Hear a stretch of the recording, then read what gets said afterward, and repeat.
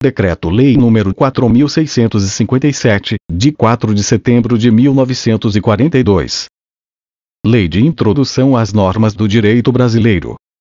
Redação dada pela Lei nº 12.376, de 2010. O Presidente da República, usando da atribuição que lhe confere o artigo 180 da Constituição, decreta.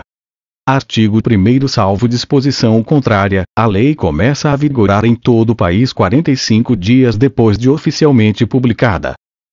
Parágrafo 1º. Nos estados estrangeiros, a obrigatoriedade da lei brasileira, quando admitida, se inicia 3 meses depois de oficialmente publicada.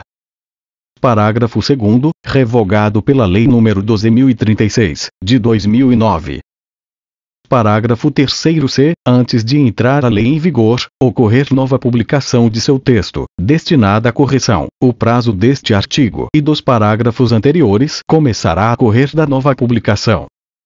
Parágrafo 4º. As correções a texto de lei já em vigor consideram-se lei nova. Artigo 2º. Não se destinando a vigência temporária, a lei terá vigor até que outra modifique ou revogue.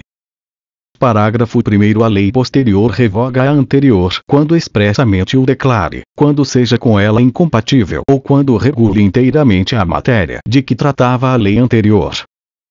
Parágrafo 2º. A lei nova, que estabeleça disposições gerais ou especiais a par das já existentes, não revoga nem modifica a lei anterior. Parágrafo 3º. Salvo disposição em contrário, a lei revogada não se restaura por ter a lei revogadora perdido a vigência. Artigo 3º. Ninguém se escusa de cumprir a lei, alegando que não a conhece. Artigo 4º. Quando a lei for omissa, o juiz decidirá o caso de acordo com a analogia, os costumes e os princípios gerais de direito. Artigo 5º. Na aplicação da lei, o juiz atenderá aos fins sociais a que ela se dirige e às exigências do bem comum. Artigo 6º. A lei em vigor terá efeito imediato e geral, respeitados o ato jurídico perfeito, o direito adquirido e a coisa julgada.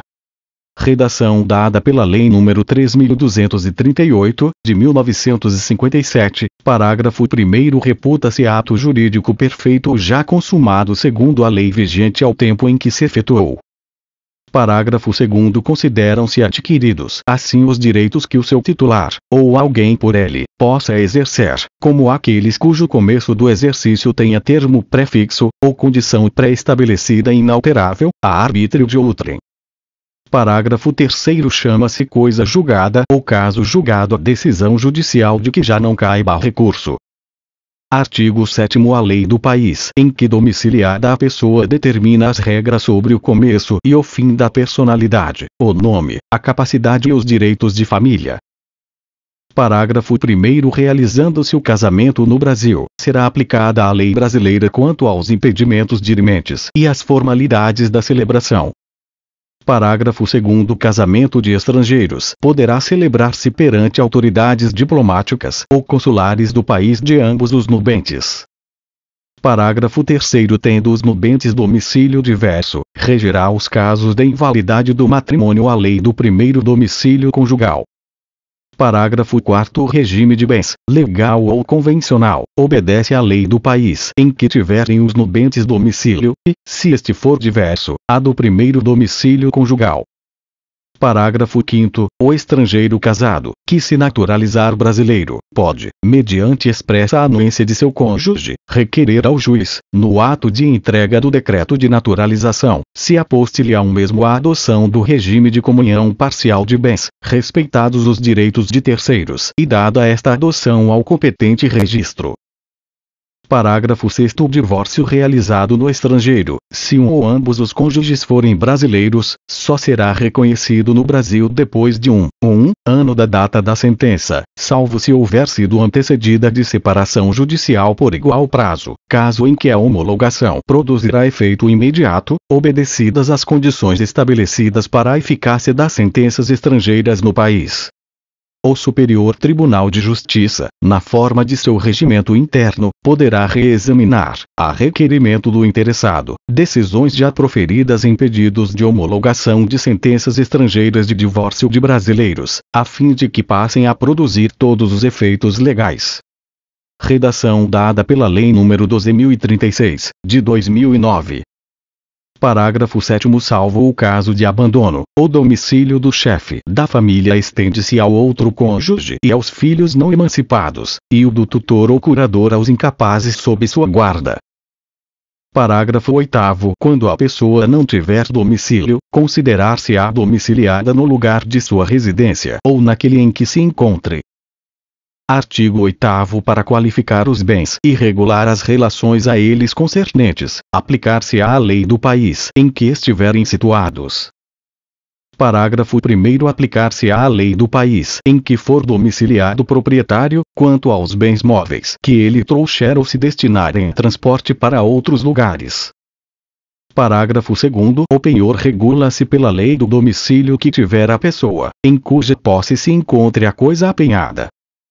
Artigo 9º. Para qualificar e reger as obrigações, aplicar-se-á a lei do país em que se constituírem.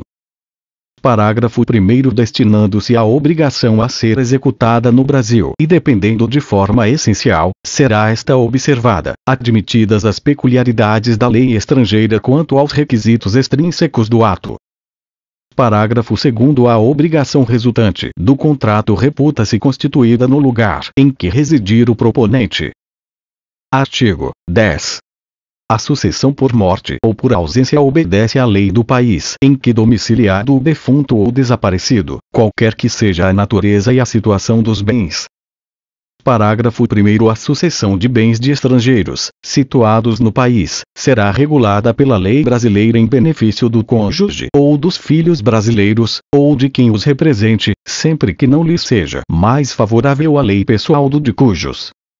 Redação dada pela Lei nº 9.047, de 1995, parágrafo 2º. A lei do domicílio do herdeiro ou legatário regula a capacidade para suceder. Artigo 11.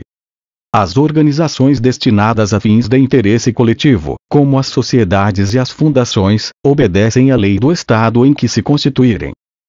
Parágrafo 1º. Não poderão, entretanto, ter no Brasil filiais, agências ou estabelecimentos antes de serem os atos constitutivos aprovados pelo governo brasileiro, ficando sujeitas à lei brasileira.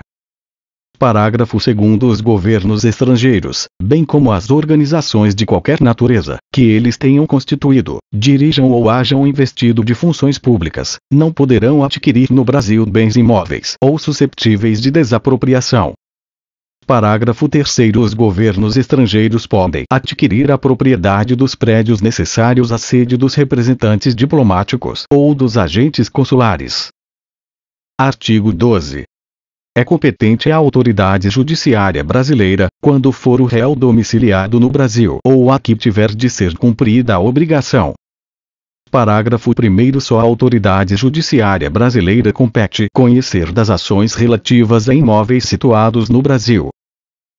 Parágrafo 2º. A autoridade judiciária brasileira cumprirá, concedido o exequatur e segundo a forma estabelecida pela lei brasileira, as diligências deprecadas por autoridade estrangeira competente, observando a lei desta, quanto ao objeto das diligências.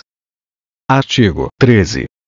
A prova dos fatos ocorridos em país estrangeiro rege-se pela lei que nele vigorar, quanto ao ônus e aos meios de produzir-se, não admitindo os tribunais brasileiros provas que a lei brasileira desconheça.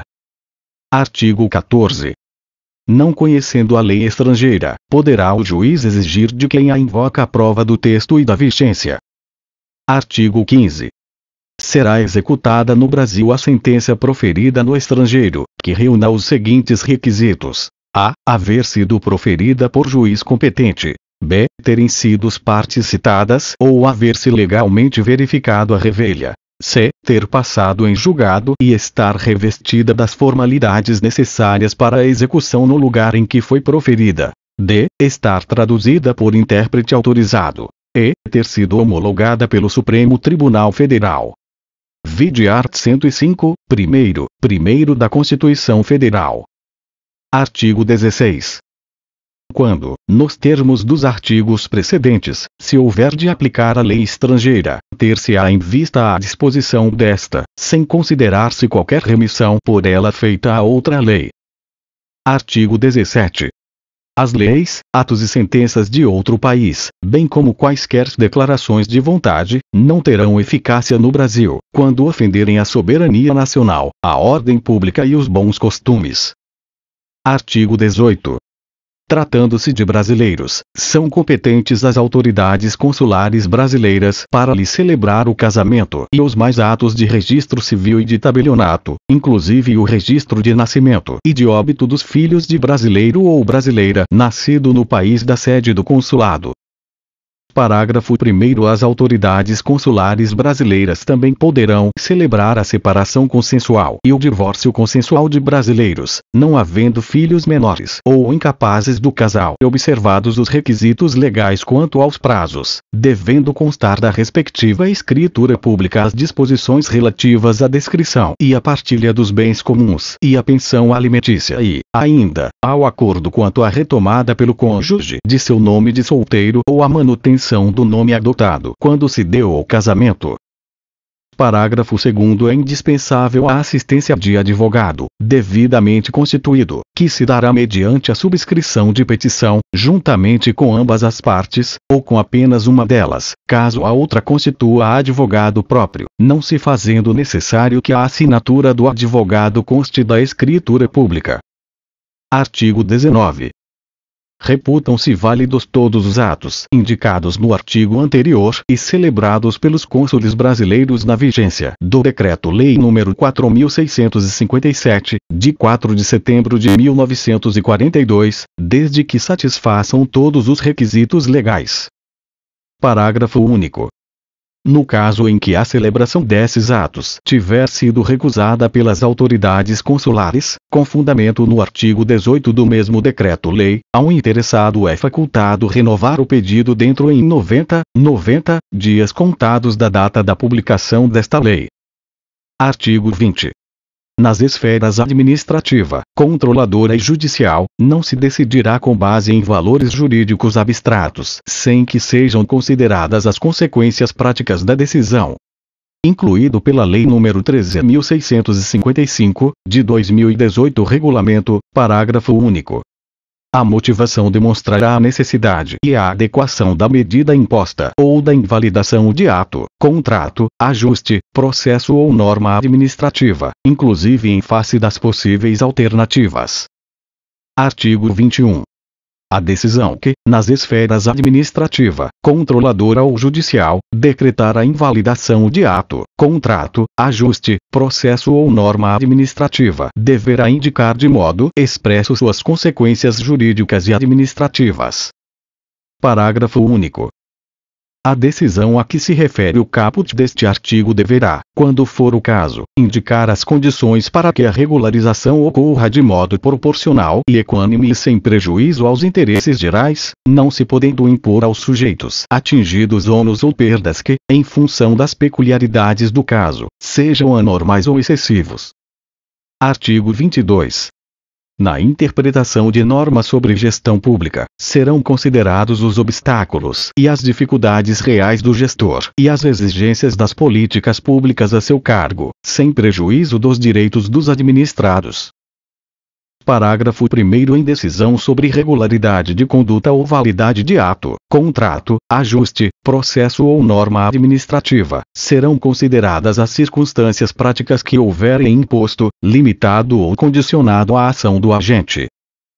Parágrafo 2º. Na aplicação de sanções, serão consideradas a natureza e a gravidade da infração cometida, os danos que dela provierem para a administração pública, as circunstâncias agravantes ou atenuantes e os antecedentes do agente. Parágrafo 3º. As sanções aplicadas ao agente serão levadas em conta na dosimetria das demais sanções de mesma natureza e relativas ao mesmo fato. Artigo 23. A decisão administrativa, controladora ou judicial que estabelecer interpretação ou orientação nova sobre norma de conteúdo indeterminado, impondo novo dever ou novo condicionamento de direito, deverá prever regime de transição quando indispensável para que o novo dever ou condicionamento de direito seja cumprido de modo proporcional, equânime e eficiente e sem prejuízo aos interesses gerais. Parágrafo único. Vetado. Artigo 24. a revisão, nas esferas administrativa, controladora ou judicial, quanto à validade de ato, contrato, ajuste, processo ou norma administrativa cuja produção já se houver completado levará em conta as orientações gerais da época, sendo vedado que, com base em mudança posterior de orientação geral, se declarem inválidas situações plenamente constituídas. Parágrafo único.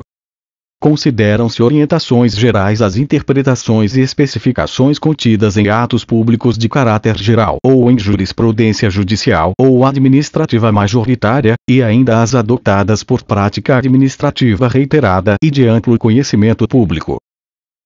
Artigo 25. Vetado. Artigo 26.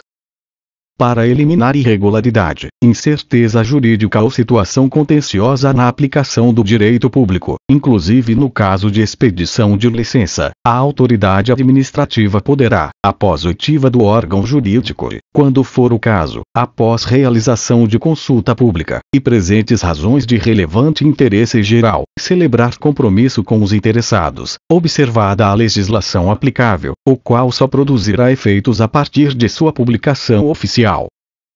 Parágrafo 1º. O compromisso referido no caput deste artigo, inciso 1º, buscará solução jurídica proporcional, equânime, eficiente e compatível com os interesses gerais. Inciso 2º. Vetado. Inciso 3º. Não poderá conferir desoneração permanente de dever ou condicionamento de direito reconhecidos por orientação geral. Inciso 4º. Deverá prever com clareza as obrigações das partes, o prazo para seu cumprimento e as sanções aplicáveis em caso de descumprimento. Parágrafo 2º. Vetado. Artigo 27. A decisão do processo, nas esferas administrativa, controladora ou judicial, poderá impor compensação por benefícios indevidos ou prejuízos anormais ou injustos resultantes do processo ou da conduta dos envolvidos.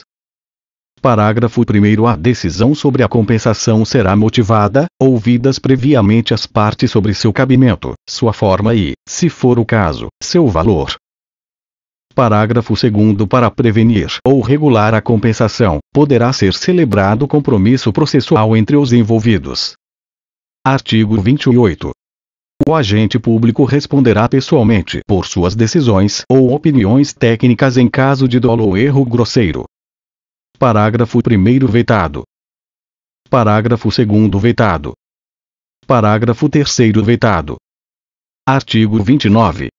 Em qualquer órgão ou poder, a edição de atos normativos por autoridade administrativa, salvo os de mera organização interna, poderá ser precedida de consulta pública para manifestação de interessados, preferencialmente por meio eletrônico, a qual será considerada na decisão.